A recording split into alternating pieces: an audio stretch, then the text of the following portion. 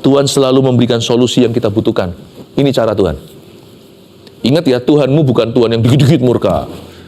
Cara Tuhan itu selalu gini. Dia selalu memberi solusi. Makanya orang kalau dekat sama Tuhan itu, kalau kita bicara sama mereka, itu selalu seolah-olah kita bisa menemukan solusi ya. Tidak seperti orang yang gosip ria, orang kepahitan sama orang kepahitan, sama-sama benar-benar digodok tuh roh kepahitannya. Jadi akhirnya ujungnya nggak ada solusi. Malah kalau Anda belum subscribe di channel ini, segera supaya Anda bisa mengikuti terus rema-rema dari Roh Kudus ya. Jalan Tuhan memang bukan jalan kita ya, caranya juga bukan cara kita. Tapi tidak semua jalan Tuhan itu misterius. Ada pula yang diwahyukan. Hari ini kita akan mempelajari cara Tuhan menolong kita, cara Tuhan bekerja, dan juga kita pun akan mencontohnya. Sehingga cara-cara kita perhatikan. Apa yang memuliakan Tuhan, apa yang jadi solusi dan jadi jawaban. Saya ingin untuk hari ini menyatakan pewahyuan baru ini dalam kehidupan kita. Mari kita buka sama-sama Keluaran pasal 4 ayat 8 sampai 17. Ini sebuah cerita tentang Musa berdialog dengan Tuhan, tentang Firaun dan orang-orang Mesir yang segera Musa konfrontasi. Kita baca dulu ayat 8 sampai sekian nanti ya, lalu saya akan jelaskan. 8 dan ayat 9 dulu. Jika mereka tidak percaya kepadamu dan tidak mengindahkan tanda mujizat yang pertama, maka mereka akan percaya kepada tanda mujizat yang kedua. Dan jika mereka tidak juga percaya kepada kedua tanda mujizat ini dan tidak mendengarkan perkataanmu, maka engkau harus mengambil air dari sungai Nil dan harus kau curahkan di tanah yang kering, lalu air yang kau ambil itu akan menjadi darah di tanah yang kering itu. Dua ayat ini Tuhan mempersiapkan Musa untuk datangin Firaun. Tuhan sudah beritahu nanti kalau dia nggak terima tanda pertama, kamu kasih dia tanda kedua. Setelah itu tanda ketiga. Kita semua tahu akhirnya dibutuhkan 10 tulah sampai Firaun mengalami efek jerah. Tapi terlambat sudah karena Firaun binasa di dasar lautan, yaitu laut mati itu. Ayat 8 saya baca lagi. Jika mereka, ini bangsa Mesir, ini Firaun serta orang-orang Mesir yang memperbudak bangsa Israel. Jika mereka ini nggak percaya kepadamu ya Musa, kata Tuhan, dan tidak mengindahkan tanda mujizat yang pertama. Apa tanda mujizat pertama? Tongkat yang jadi ular, lalu kembali jadi tongkat lagi. Tuhan bisa bicara kepada hati yang degil, dan memberi peringatan. Kadang-kadang kita diizinkan masuk dalam suatu skenario nyaris. Aduh, tadi hampir ketabrak. Makanya lain kali nyetir jangan ugal-ugalan. Aduh, aku hampir saja kehilangan barangku itu. Makanya jangan lalai taruh sembarangan. Tuhan tidak pakai pecut-pecutan. Tuhan kalau bicara itu lewat firman. Tapi kalau tidak mempan, maka Tuhan akan pakai pengalaman. Salah satu pengalaman yang jadi tanda awal agar kita itu memperoleh hati bijaksana adalah suatu situasi nyaris bahaya. Musa lemparkan tongkat itu jadi ular kan? Tapi ular itu segera jadi tongkat. Nggak sampai dia itu menelurkan bisa atau gigit seseorang atau semprot dengan cairan yang racun itu dari mulutnya. Tapi kalau mereka nggak percaya, kata Tuhan, maka mereka akan percaya pada tanda mujizat yang kedua. Ya. Tanda mujizat kedua tadi Musa diajari ini. Di ayat-ayat sebelumnya, di pasal yang sama, pasal 4. Ini bukan soal tulah-tulah, tapi ada rehearsal, ada gladi resiknya. Musa latihan mujizat sama Tuhan. Yang pertama tadi, tanda pertama itu tongkat kan. Tanda kedua, nggak usah dibaca. Ayat sebelumnya ada cerita gimana Musa, tangannya tiba-tiba setelah dikeluarin dari kantongnya, berubah jadi kusta. Kusta nanti balik lagi sembuh. Tuhan lagi melatih iman hambanya. Tuhan bilang nanti kamu juga bisa pakai cara-cara yang sama. Tanda mujizat kedua nanti itu termasuk kategori tulah-tulah, termasuk ada bisul yang jahat lah dan sebagainya. Tuhan bilang kalau nyaris bahaya nggak mempan, Tuhan juga bisa pakai sakit penyakit loh menegur seseorang. Jangan katakan penyakitku itu datang dari Tuhan. Jangan sesat. Sebab segala sesuatu yang baik dan benar saja yang sempurna datang dari Bapa. Jangan berkata Tuhan mencobai aku, sebab Tuhan tidak dicobai siapa-siapa. Tuhan juga bukan sumber pencobaan. Malah justru Tuhan itu yang mengeluarkan kita dari pencobaan. Tuhan itu yang menyertai kita di dalam lembah-lembah pencobaan kita. Tetapi, kalau Tuhan bisa sembuhkan seseorang, Tuhan juga bisa menulahi seseorang, karena Allah kita itu maha kuasa, serba bisa. Tidak ada perkara yang sulit baginya. Berarti Tuhan at least paling tidak bisa memakai kusta sebagai tanda. Tuhan bisa memberi kita peringatan lewat sakit penyakit yang kita idap. Sekali lagi, jangan katakan penyakitku dari Tuhan, tapi kesembuhanku dari Tuhan. Tapi Tuhan juga bisa bicara lewat sakit penyakit seseorang.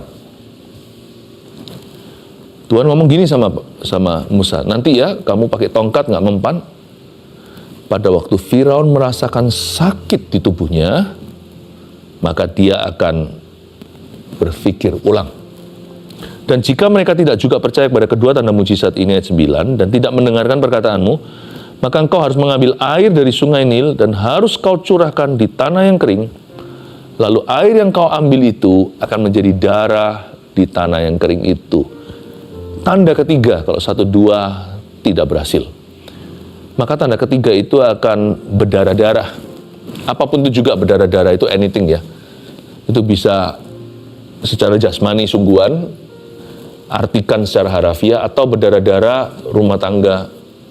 Bisa berdarah-darah bisnis seseorang, pekerjaan, atau keuangan. Berdarah-darah situasi. Hubungannya berdarah-darah, itu bukan berarti keluar darah sungguhan. Kalau sudah sampai di level ini, berarti ya cukup parah ya. Sudah berdarah-darah the third time, itu sudah runyam. Hikmat apa yang kita bisa ambil dari ayat 8 dan 9? Poin pertama sebenarnya, jika diperingatkan Tuhan, cepatlah bertobat. Sebab tulah pertama itu lebih mudah dari tulah kedua. Tanda kedua itu jauh lebih nyaman daripada tanda berikutnya. Jangan sampai kita itu bebal hati. Tuhan kalau sudah peringati sesuatu, jangan mundur teratur, cabut hengkang. Tapi kalau sudah salah, ya sudah, jangan salah lagi. Udah salah lagi gimana? Ya jangan salah lagi gitu. Udah cepet aja balik. Kalau Tuhan udah peringatkan apalagi, wah.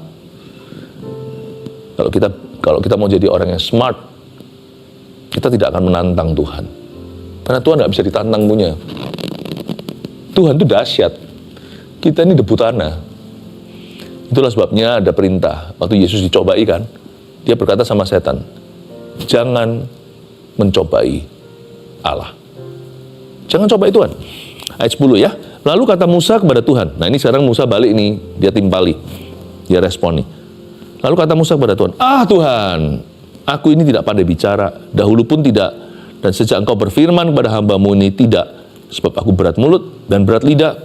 Tapi Tuhan berfirman kepadanya, siapakah yang membuat lidah manusia? Siapakah yang membuat orang bisu atau tuli? Membuat orang melihat atau buta? Bukankah aku, yakni Tuhan? Oleh sebab itu pergilah, aku akan menyertai engkau, menyertai lidahmu dan mengajar engkau apa yang harus kau katakan. Berhenti di situ. Ayat 10, coba lihat reaksi seorang hamba Tuhan. Begini, Musa berkata pada Tuhan, Tuhan. Aduh, pokoknya kalau ada kata Tuhan itu membantah. Itu nggak enak. Saya belum baca sisa ayat itu aja sudah tahu. Kalau sampai seorang hamba Tuhan, seorang anak Tuhan, kalau sampai kita berkata, Tuhan, itu sudah nggak enak. Itu berarti sudah tidak setuju dan sepakat dengan Tuhan Yesus. Tuhan, udahlah, aku nggak pinter ngomong nih. Dulu juga nggak pernah. Aku dari dulu ya begini. Dan sejak engkau berfirman kepada hamba-Mu pun tidak. Sejak engkau berfirman, aku juga belum berubah. Aku tetap sama. Ini area kelemahanku, ini sudah takdir. Udahlah Tuhan, let me go, lepaskan aku, jangan kejar aku terus di area ini. Aku tidak mau obey, aku tidak mau taat. 1001 alasan pun keluar. Sebab aku berat mulut lah, berat lidah lah. Tapi Tuhan berfirman padanya, Tuhan tidak ngamuk, Tuhan nggak marah, Tuhan nggak murka. Dia berkata, siapa sih yang buat lidah manusia? Tuhan kasih dia kuis. Siapa yang buat orang bisu atau tuli? Ayo. Yang buat orang melihat atau buta, bukankah aku ini? Yakni Tuhan. Oleh sebab itu, pergilah, ayolah Musa, go anyway. Apapun perasaanmu, kamu merasa gimana, tetap pergilah. To obey, untuk mentaati aku, itu lebih mulia daripada perasaanmu. To obey is always better than to feel. Mentaati itu selalu lebih baik daripada merasakan. Tuhan tidak untuk dirasa-rasa, Tuhan untuk ditaati. Kadang-kadang harus ditaati, malah justru harus ditaati mentah-mentah. Kalau Tuhan bicara itu nggak usah matang. Kalau Tuhan bilang, udah jalan sama Tuhan. Nanti Tuhan yang mampukan. Bukannya aku yang menyertai lidahmu dan mengajari engkau apa yang harus kau katakan. Tuhan memberi dirinya sendiri sebuah titel di sini. I'm the God of perfect speeches and timely words. Akulah Allah yang memberi orang kata-kata yang sempurna. Nggak ada orang yang bisa bicara secara sempurna, karena nggak ada orang yang sempurna. Jangan takut, nggak semua itu harus kau siapkan dulu. Nanti pada waktunya Tuhan kasih kata-katanya. Pada waktunya Tuhan kasih hikmatnya. Solusi itu sambil jalan akan Tuhan sediakan. Nggak segala sesuatu itu harus kau rencanakan. Ada yang harus kau rencanakan. Hidup itu harus berencana. Tapi ada pula hal-hal yang dari sisi Tuhan itu tidak perlu kau rencanakan. Percaya saja. Berani melangkah dengan iman. Tuhan bilang di situ, akulah Allah yang memberi orang kata-kata pada waktunya.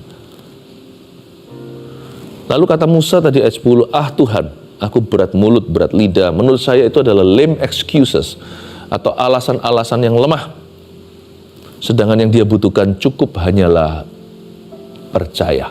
Kalau kita percaya ya, Tuhan tuh masa pernah berutang sama kita?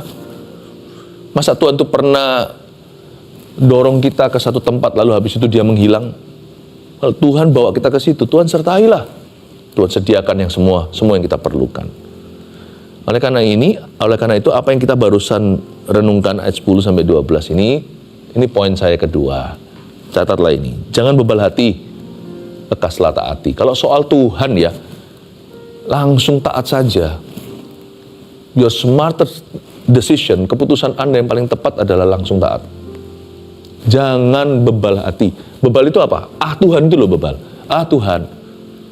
Ya, tapi ya Tuhan nggak ngamuk sih, Tuhan nggak marah, Tuhan itu bijaksana. Tapi jangan terus mencobai kesabarannya. Kalau kita sudah tunda-tunda ketaatan kita. Tuhan nanti gini, belum kondusif Tuhan. Bahkan hal yang sangat primitif ya. Setelah orang itu bertobat dia harus dibaptis ya. Itu banyak orang tunda loh. Tuhan nanti saja. Atau orang terima Tuhan ya, padahal dia sudah tahu kebenaran. Cuman mungkin dia itu takut resikonya. Masa dia nggak lebih takut sama Tuhan sih? Percaya dong kalau Tuhan yang panggil, Tuhan tanggung jawab. Tuhan nanti aja misalnya baptisan. Tuhan nanti aja, aku belum siap. Loh, kapan siapnya? Kalau sekarang nggak siap, nanti lebih nggak siap. Kalau aku dibaptis nanti nggak boleh ini itu loh. Kalau ada pertanyaan, lebih baik ditanyakan. Kalau kita ada kebingungan, daripada kita simpan, lalu kita simpan dan kita tidak ngambil keputusan. Tahukah Anda, kalau terhadap Tuhan, tidak memutuskan itu sebuah keputusan. Tidak memutuskan itu sama dengan berkata tidak kepadanya. Tuhan nanti aja baptisnya gini-gini. Padahal Tuhan berkata, bertobatlah dan berilah dirimu dibaptis.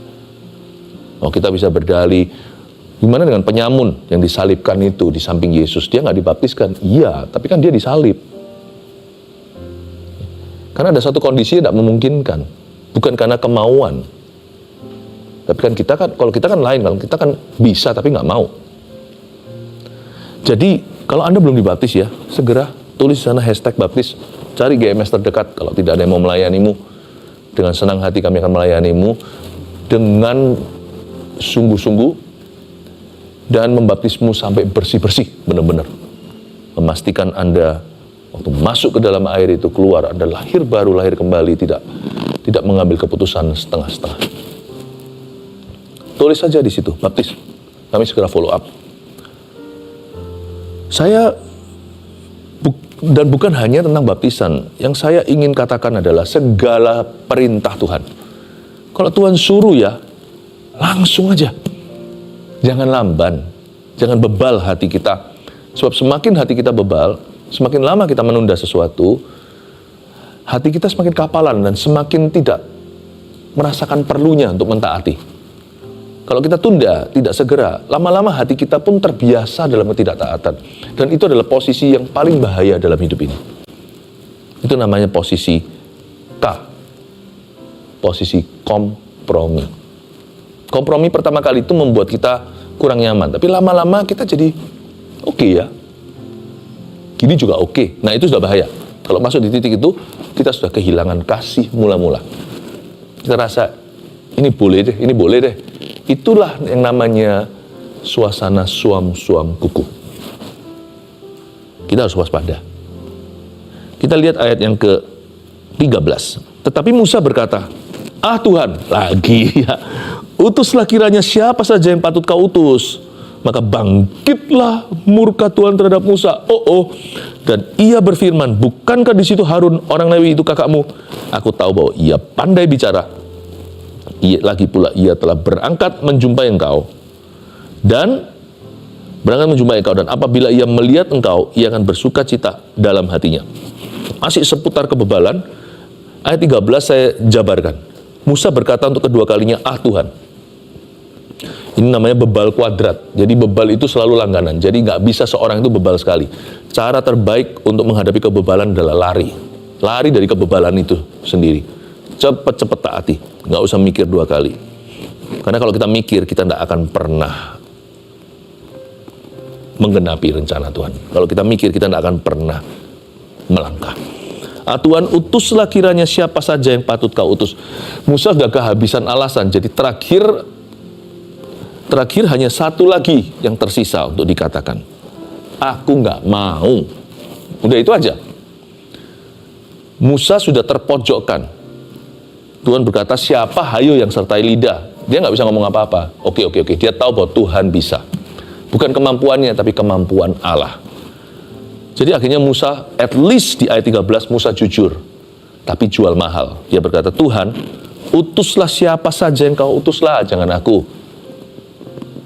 Akhirnya sudah tidak bisa berdalih, Musa terpaksa menolak Tuhan mentah-mentah. Ini juga satu bentuk pemberontakan dalam jiwa. Pemberontakan dalam jiwa itu ada dua, up sama down. Pemberontakan yang up, pemberontakan yang maksimal itu apa? Itu adalah challenging God, menantang Tuhan. Termasuk di dalamnya dosa-dosa seperti menghujat namanya, menghujat Roh Kudus bahkan. Tantang Tuhan lah, tantang sorga. Tapi ada jenis pemberontakan yang lebih bahaya, yang down. Yang sampai ke akar, gunungnya nggak seberapa. Seperti hanya bongkahan es biasa di atas lautan, tetapi Titanic pun tenggelam. Karena di bawahnya itu ada gunung es yang nggak kelihatan. Pemberontakan yang ke bawah, yang ke akar, yang nggak kelihatan, itu namanya jual mahal sama Tuhan. Bukan challenging God, tapi refusing God. Bukan menantang Tuhan, tapi menolak dia secara sopan. Tuhan, utuslah kiranya siapa yang kau utus. Sudahlah, aku ngalah, suruh dia. Ini aku, utuslah dia. Jadi kelihatannya dibungkus sopan sekali, santun sekali, tapi kan intinya sama. No, God, tidak, ya Tuhan. Alias jual mahal. Menolak wajahnya, menolak suaranya, menolak dorongannya, menolak rohnya, atau menolak kebenarannya, menolak rencananya, menolak kehendaknya atas kita. Bukan kehendakmu yang jadi, tapi kehendakku yang jadi. Ini pun jenis pemberontakan. Yang satu menantang, yang satu menolak dengan sopan. Maka bangkitlah murka Tuhan, ayat 14. Tuhan mulai marah. Tapi di sini saya melihat bagaimana bijaksananya Tuhan kita ini. Waktu saya baca ayat 14 ini saya terharu. Kalau manusia beda sama Allah ya, kalau kita emosi sudah buta mata. Tapi kalau Tuhan tanda kutip emosi, dia tetap pegang kendali. Ketika Tuhan seolah emosi, dia tetap sarankan solusi. Inilah indahnya Tuhan kita. Makanya amarah manusia itu tidak mengerjakan kebenaran, malah justru selalu menyeret kita ke dosa. Tapi amarah ilahi itu mengerjakan kebenaran.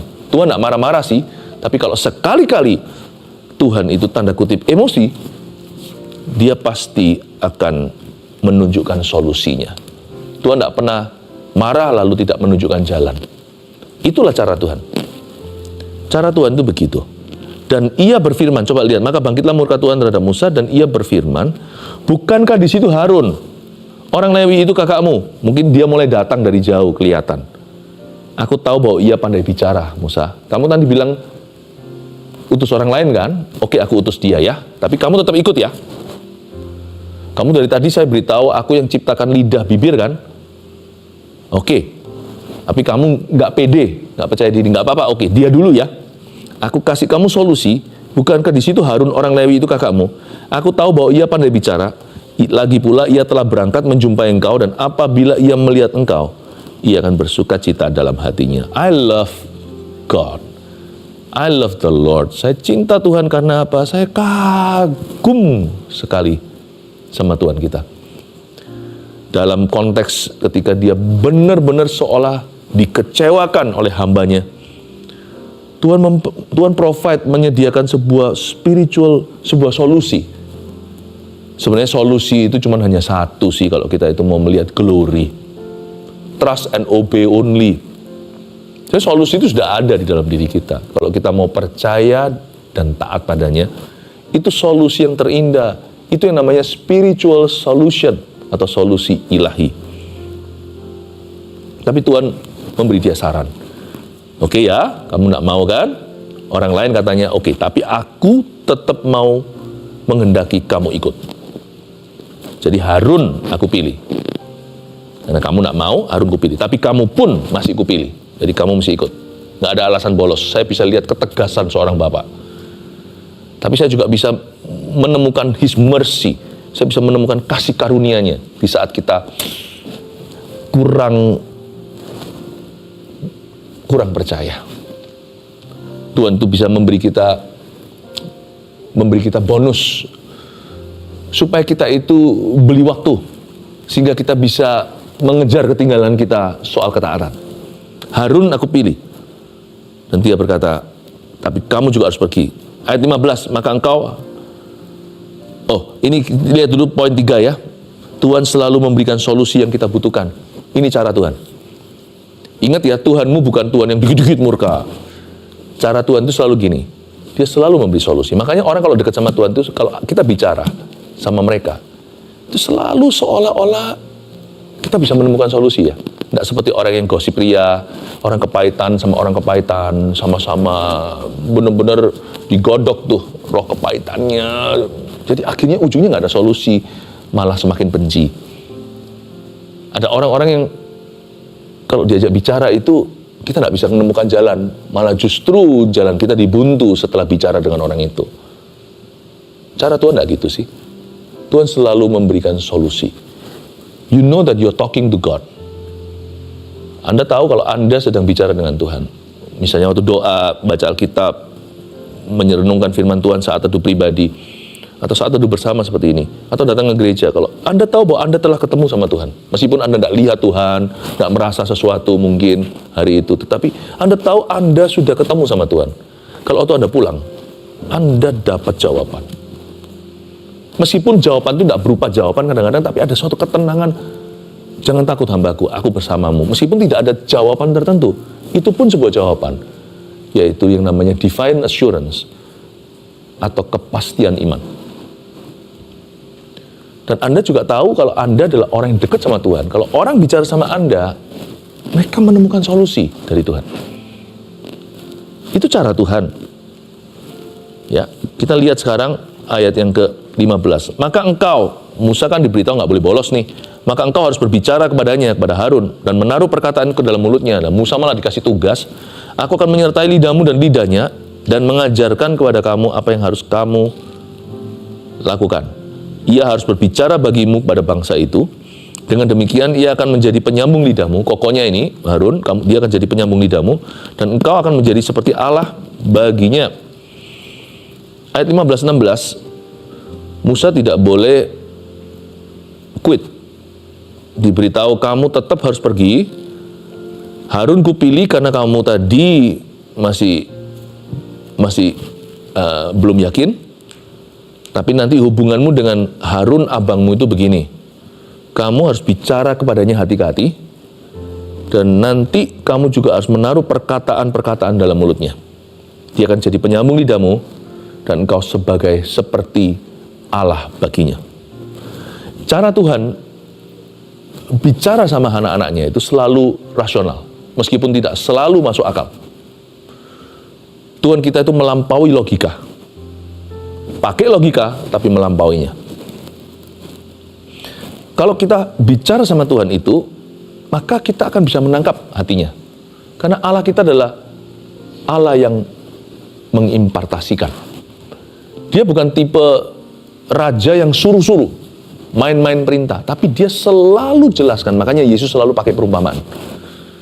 Dan Yesus selalu mengajarkan, tidak heran, dia terkenal, dipanggil oleh murid-muridnya dengan satu sapaan. Guru. Kalau Anda jadi seorang ayah, jadilah seorang ayah yang edukatif. Jangan cuman kita marah-marah kalau anak kita salah, atau jadi orang tua yang hanya tangkap basah kesalahan anak kita, tapi kita nggak pernah mengajari. Jadi saya suka kata hajar, itu di dalamnya ada kata ajar. Jangan hajar kalau Anda tidak bersedia mengajar.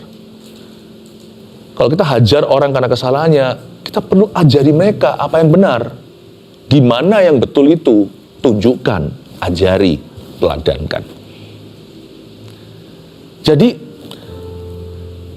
kalau kita jadi papa mama, orang tua, jadilah teaching father. Nggak tentu harus khotbah, tapi value nilai-nilai itu harus kau impartasikan dalam putra-putrimu.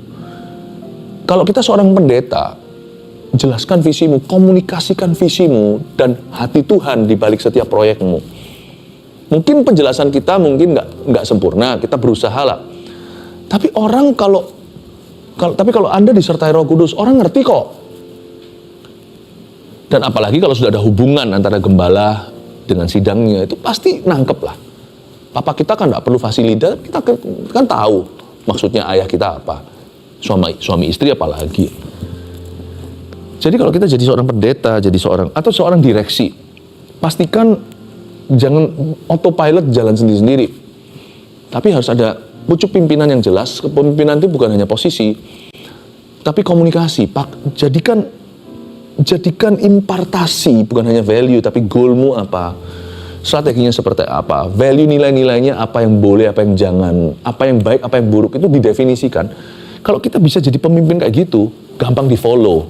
Bukan di-follow lewat sosial media, tapi di-follow in real life dalam kehidupan.